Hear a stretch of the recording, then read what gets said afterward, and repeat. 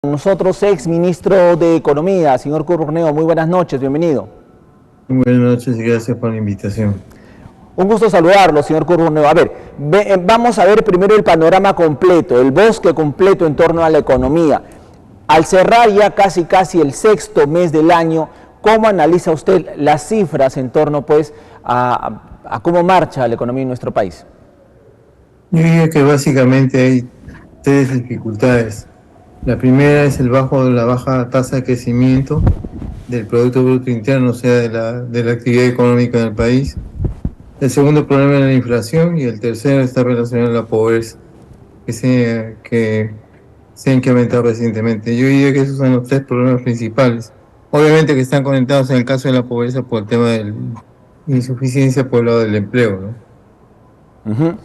Entonces, problemas de inversión, la inflación también y la pobreza que se ha incrementado. Ahora, pero la inversión de alguna manera se da por la incertidumbre que vivimos. ¿O qué otros factores se encuentra allí para no despegar en ese sentido? Decía que el primer problema es la insuficiente tasa de crecimiento de la actividad económica. O sea, estamos creciendo en una tasa muy pequeña, no más allá del 2% en el mejor de los casos. ¿Y eso por qué está definido? En parte por la no recuperación, la insuficiente recuperación de la inversión, sobre todo la inversión privada. Pero otro tema importante es que el 68% de lo que es la demanda del gasto en la economía, del cual depende la dinámica del producto en el corto plazo, está definido por lo que es el consumo privado. O sea, si el consumo privado no levanta, difícilmente va a levantar el producto en el corto plazo. ¿Y de qué depende el consumo privado? El consumo privado depende básicamente de dos variables: lo que es el empleo y lo que vendría a ser el salario. Si los salarios están deprimidos y el empleo también, la masa salarial que resulta multiplicar de estas multiplicar estas dos variables hará que el consumo privado crezca muy poco. Es cierto, la inversión es importante y la privada sobre todo porque era mayoritaria, pero la inversión privada sirve a apuntar a solamente el 20% de la demanda en el corto plazo. Cierto, la inversión privada es importante por el efecto que tiene en cuanto a la capacidad productiva futura, pero entendamos bien, la inversión privada responde fundamentalmente a expectativas. Si las expectativas no se alinean en términos favorables, difícilmente la inversión privada se va a recuperar, y eso es algo que debemos tener en cuenta, y eso depende de las señales que se den por el lado de la administración.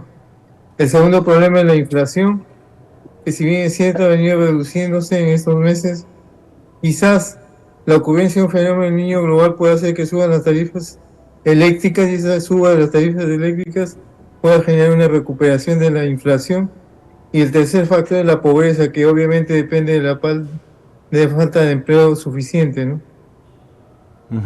Ahora, en torno a la inflación, esta no ha sido controlada todavía y como usted ya prevé, se nos viene un segundo semestre muy complicado aún. Entonces, hay que mirar esta variable con mucha atención, el tema inflacionario.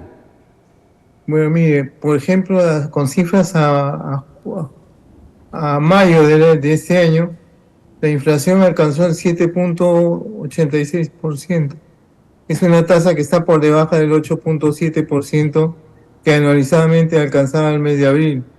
Es cierto, la inflación ha venido descendiendo, pero el riesgo que veo yo en los últimos meses de este año es que, como consecuencia del fenómeno del niño global, se produzca un aumento de las lluvias en el norte y sequías en la parte centro-sur. Esa parte centro-sur alberga los depositorios o la represa donde se almacena el agua para las centrales hidroeléctricas, Mantaro, por ejemplo, por mencionar alguna. Si es que no se prevé este problema de la insuficiencia de lluvias en el sur, centro del país, va a haber problemas por el lado de la oferta de energía eléctrica. Y esa falta o esa insuficiencia de la oferta eléctrica puede originar sencillamente que las tarifas eléctricas se eleven y o haya racionamientos. Eso afecta directamente a la inflación. Las tarifas eléctricas son componente importante dentro de lo que es la canasta de consumo. Y además, una elevación de las tarifas eléctricas puede hacer que los costos de producción de las empresas se eleven, las cuales van a trasladar esos aumentos de costos a precios, originándose más inflación. O sea, la Ahora, sí. cosa se puede complicar si es que no actuamos preventivamente respecto a lo que puede suceder en el último trimestre de este año como consecuencia del fenómeno del niño global.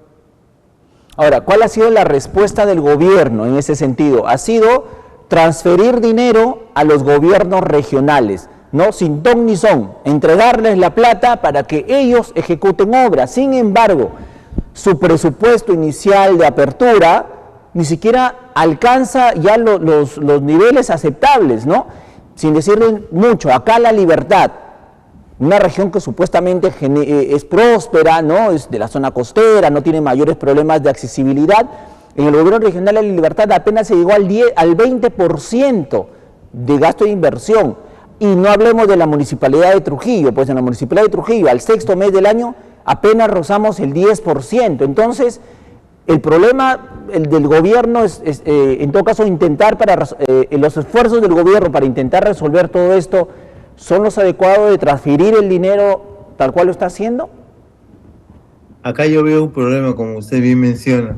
Si uno mira la ejecución de los gobiernos subnacionales, le hace municipalidades y gobiernos regionales, hasta la semana pasada, en lo que corresponde a gastos de prevención frente a desastres naturales, la ejecución no es más allá del 25%. Eso quiere decir que el grado de ejecución a nivel de los gobiernos subnacionales, le hace alcaldías y le hace gobiernos regionales, es bajo. Se necesita ir más rápido por las razones que acabo de decir. No solamente por el tema de prever que las inundaciones generan destrucción de infraestructura y afectación de actividades económicas como el turismo, la pesca, sino también porque el fenómeno del niño global puede originar, como ya lo he escrito hace unos minutos, escasez de agua en la zona de la Sierra Sur, insuficiencia de oferta eléctrica y consecuencia un alza de tarifas eléctricas. O sea, actuar preventivamente debe ser fundamentalmente hecho a partir de la acción de los ministerios, más que de los gobiernos subnacionales, porque los niveles de ejecución, en caso de esos últimos, están bastante distantes de lo que se necesita. Es indispensable, evidentemente, prever frente a desastres naturales, pero también eso es importante para evitar que la inflación se dispare en el último trimestre de este año, ¿no?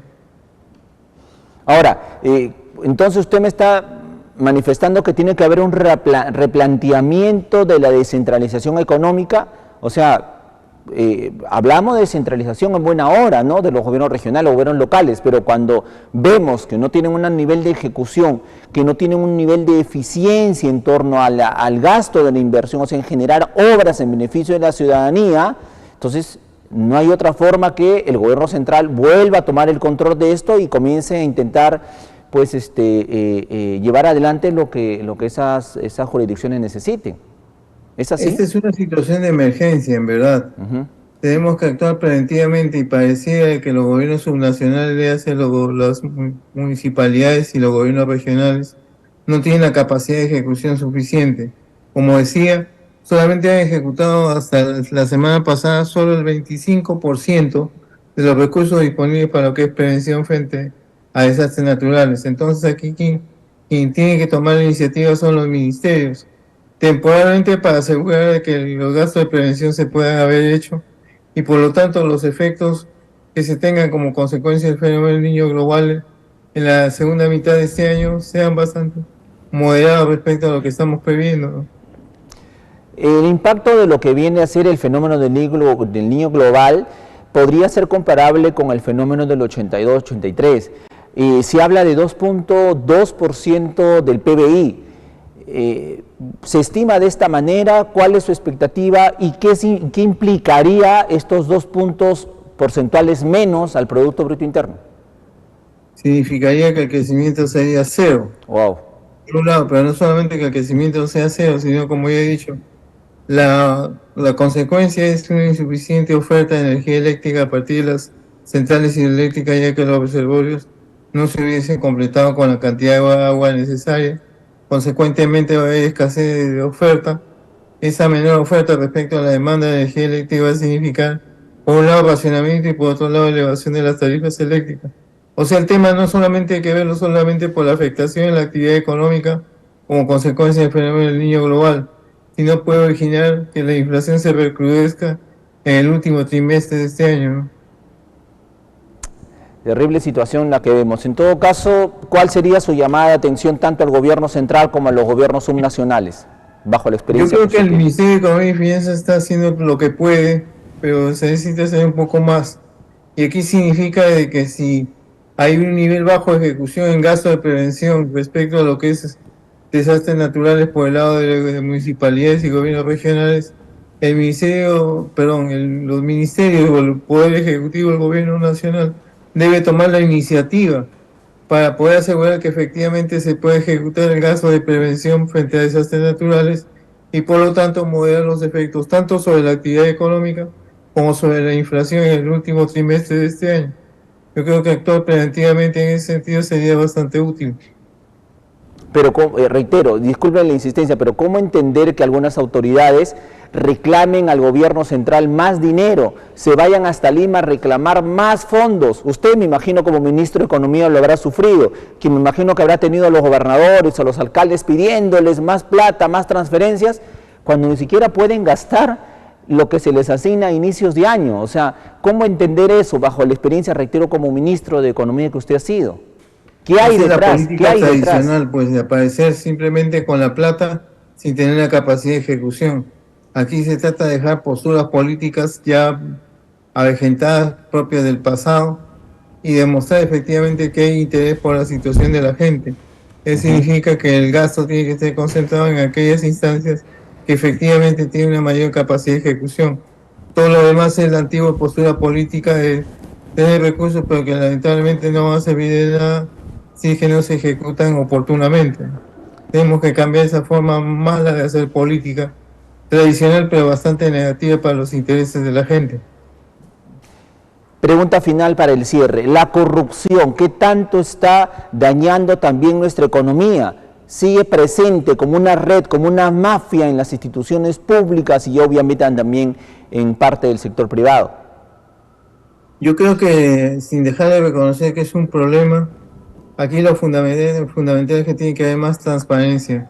Cuanto más transparencia y rendición de cuentas haya, menos posibilidades, no elimina, pero por lo menos la posibilidad de ocurrencia y situaciones de corrupción se reduce. Transparencia, rendición de cuentas, y no solamente, y esa rendición de cuentas implica transparencia por el lado de la ejecución de las actividades gubernamentales en todo nivel, no solamente a nivel de los ministerios, sino también a nivel de gobernaciones y a nivel de alcaldías incluso, ¿no?